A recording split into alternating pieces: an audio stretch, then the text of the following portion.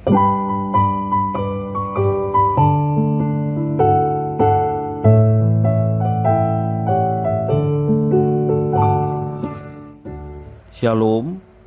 devosi 2 Raja-Raja pasal yang ke-7 ayat yang ke-15 sampai 16, demikian firman Tuhan.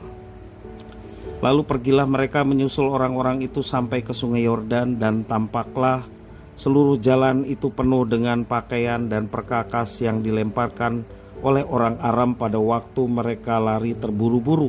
Kemudian pulanglah suruhan-suruhan itu dan menceritakan hal itu kepada raja.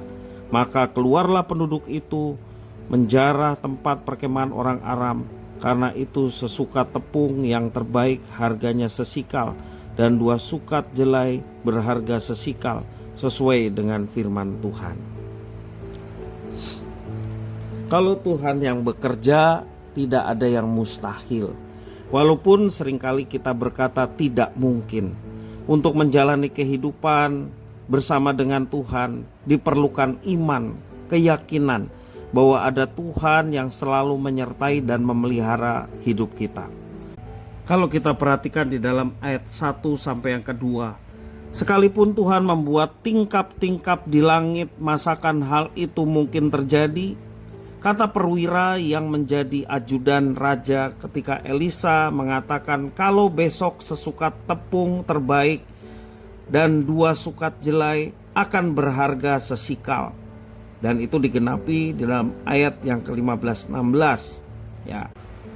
Situasi menampakkan kemustahilan karena sedang terjadi kelaparan di kota Samaria. Pada waktu senja berjalanlah 4 orang kusta ke perkemahan tentara Aram. Dalam ayat 3-5, Tuhan membuat bunyi langkah kaki mereka terdengar seperti bunyi kereta kuda dan tentara yang besar. Kemudian tentara Aram ketakutan dan lalu lari meninggalkan perkemahan yang melimpah dengan bahan makanan. Ayat yang ke-6 sampai yang ke-7. Nubuatan Elisa tergenapi dalam ayat yang ke-16. Jika kita melihat situasi, dapat muncul perasaan sedih dan tawar hati. Ujungnya kita menjadi depresi. Namun jika kita memandang Tuhan, muncullah kekuatan. Alih-alih melihat situasi, pandanglah Tuhan. Tuhan berkuasa atas segala sesuatu.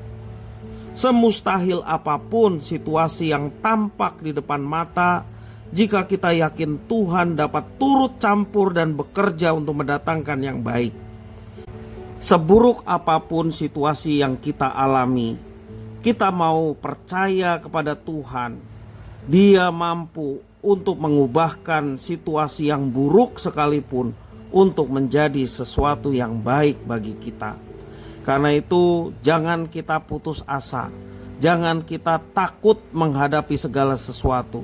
Ingatlah bahwa kita punya Tuhan yang berkuasa atas hidup kita.